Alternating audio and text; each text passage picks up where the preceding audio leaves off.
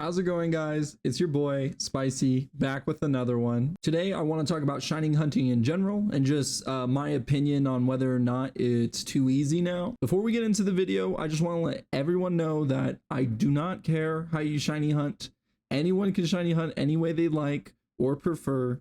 I just have an opinion just because I've been shiny hunting for a very long time. I have been able to see the community change over the vast amount of years I've been shiny hunting. I know it's kind of a dead horse and a lot of people's talked about this specific topic for a long time, and I just want to input my own opinion just because I feel very passionate about shiny hunting. While I used to before everything did change over time. Then just a little bit about my experience. I've been shiny hunting basically hardcore since Gen 4. I knew about shinies because my first game was actually Pokemon Gold, and I knew about them just because of the shiny Gyarados event that was already in the game. But then I just started discovering shiny hunting methods because once I beat Diamond and Pearl in Gen 4, I found out there was a Poke Radar, and I did not know the use of it. I started doing my own research and realized that you can shiny hunt for any Pokemon you want that's available in the Poke Radar.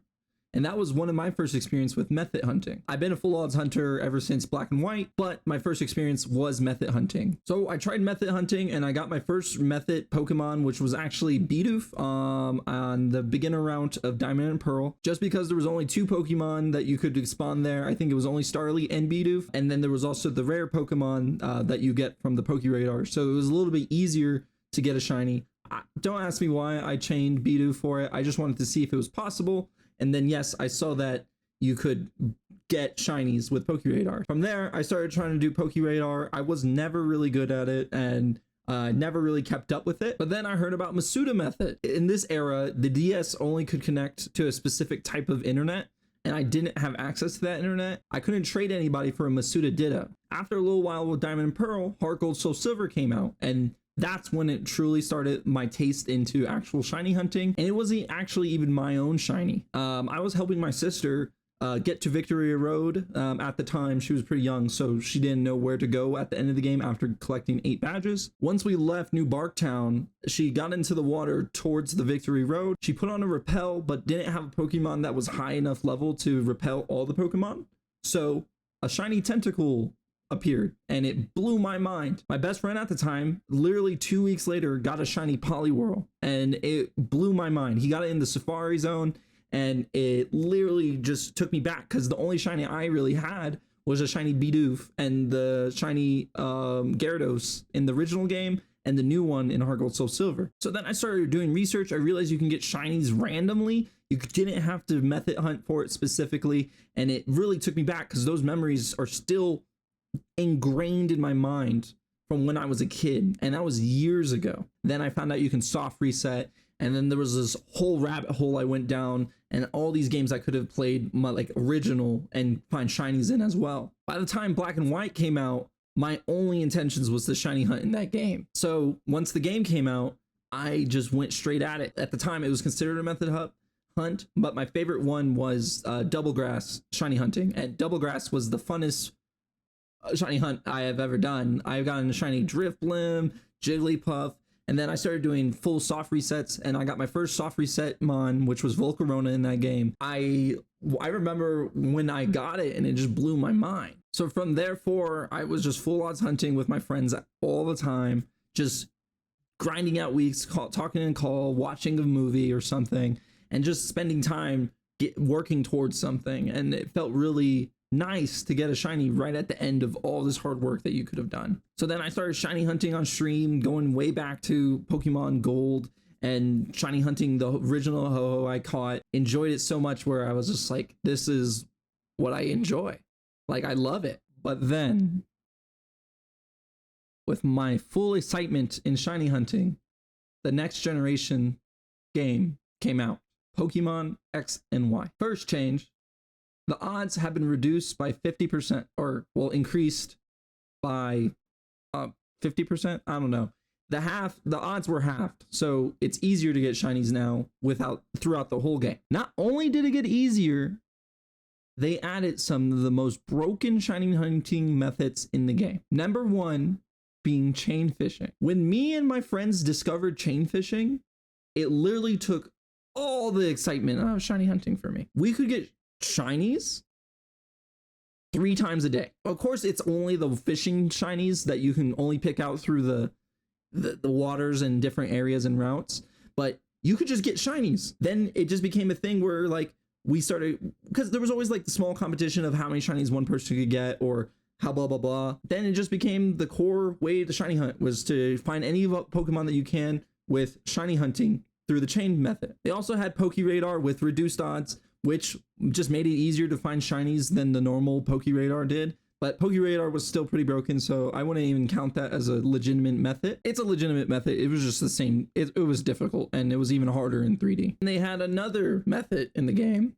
which was Friend Safari, which reduced the odds. I don't even remember what the odds were, but I think it was 1 out of 200. I'm not even going to look it up because I know it was ridiculously low. Pretty sure you can nearly complete the Pokedex with the Friend Safari, but I might be wrong. But you could get a lot of shinies just from Friend Safari, and all you had to do was trade with people and then add them. And then you had a list of Friend Safaris you could go to. So overall, they just made shinies more available. Like it was right in your face. And then on top of that, they took one of the best things from the core community, which was soft resetting for legendaries. In X and Y, Mewtwo was available, but you could not soft reset for a shiny Mewtwo. Now, X and Y didn't introduce shiny locks. It was actually black and white, but they only made core legendaries that were directly tied with the story shiny locked, which sort of made sense, but really dampened the mood on the shiny hunting community. So Reshiram, Zekrom, and Victini were shiny locked in Pokemon Black and White. In X and Y though, every legendary that you could have immediately available was shiny locked. All gift Pokemon were shiny locked. You can soft reset for the starters in X and Y, but they made the method so long to get the shiny Pokemon, it felt like a chore to even do it. I mean, like shiny hunting in general was really repetitive and very long, but they made an easier game to shiny hunt in and the starters available in, but they made the method so hard, it felt the exact same as original shiny hunting. But when you were originally soft resetting, you could knock out 3-4 soft resets in the time you can do 1 reset in X and Y. Now that sets the line of where shiny hunting started lowering. Like that's at the new bar for shiny hunting. It's very easy to get shinies. If you wanted to shiny hunt, you can definitely get in. And I was fine with people joining the community and people shiny hunting in the ways that they would like. But I felt betrayed because all the work I put into my original shinies were like, the effort was gone. Like there was no reason to work on the original games anymore just because shiny hunting in the newer games was so easy.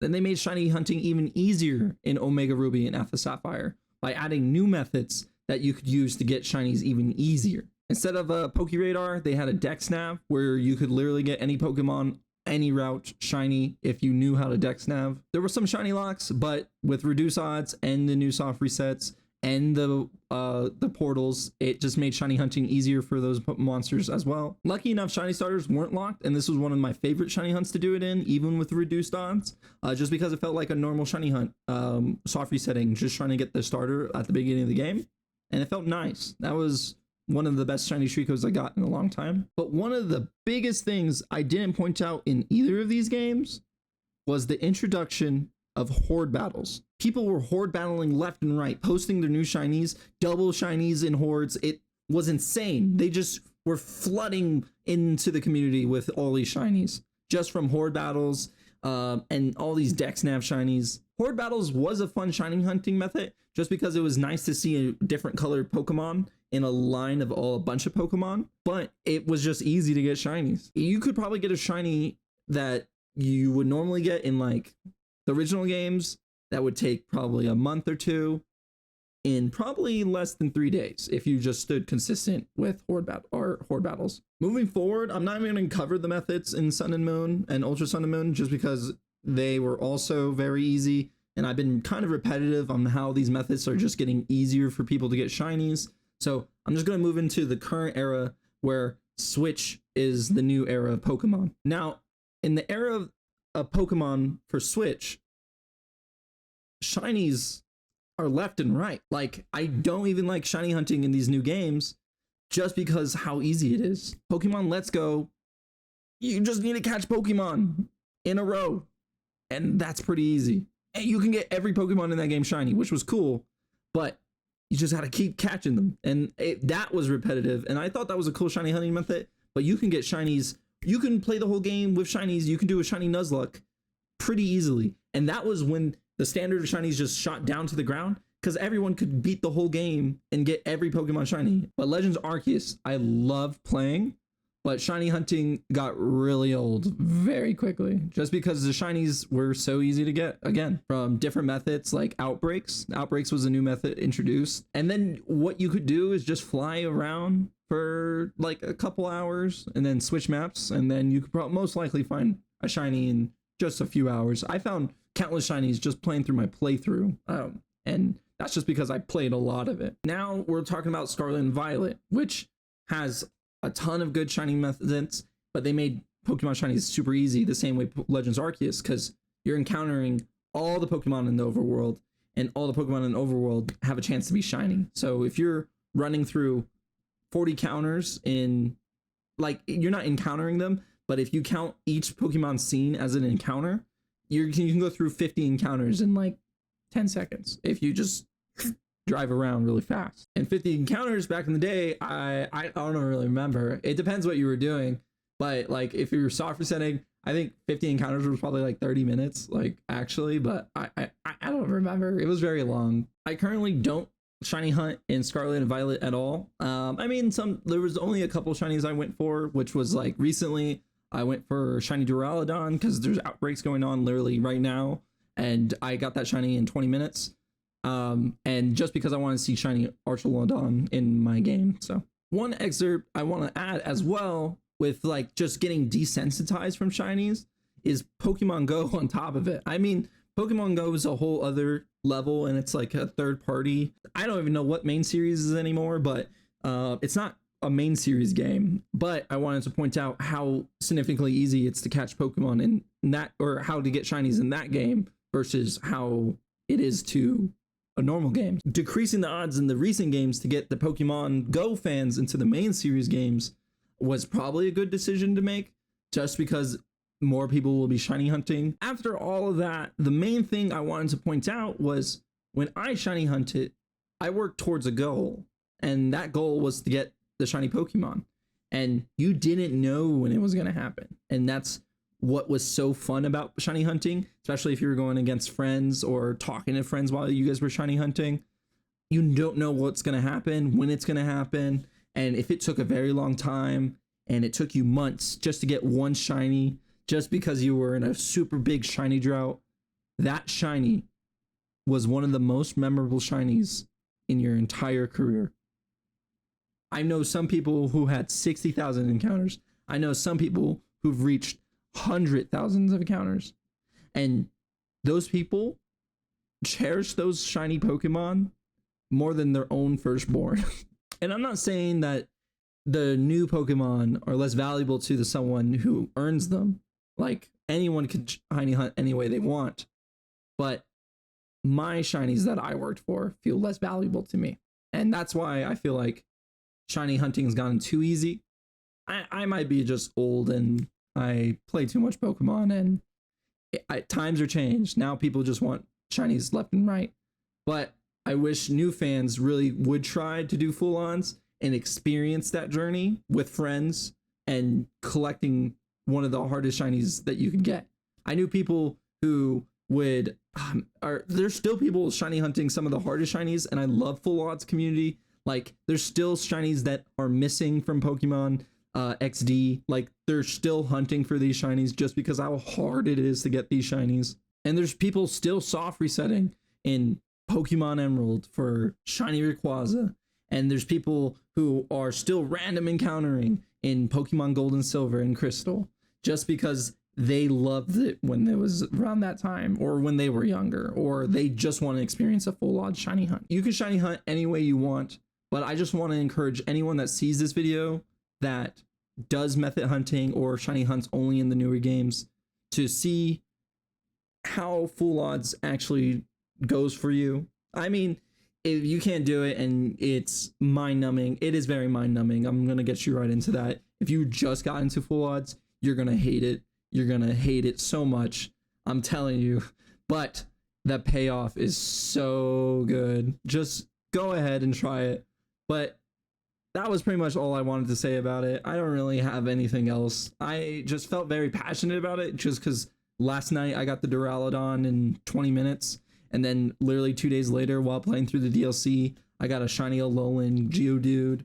And then literally 2 days before that, I got a shiny, I don't know who else I got, but I know I got a shiny something. Oh no, I got a shiny normal Geodude in the terrarium. Legitimately, in the span of a week, I got 3 shinies without trying. And that's why I'm like, this is why I don't shiny hunt anymore. It's just because they took away the fun from me. So anyways, hope you guys liked the video. Sorry if I went against your opinion, but this is just my own opinion. And I hope you guys have a great day, and I'll catch you in the next one. Peace.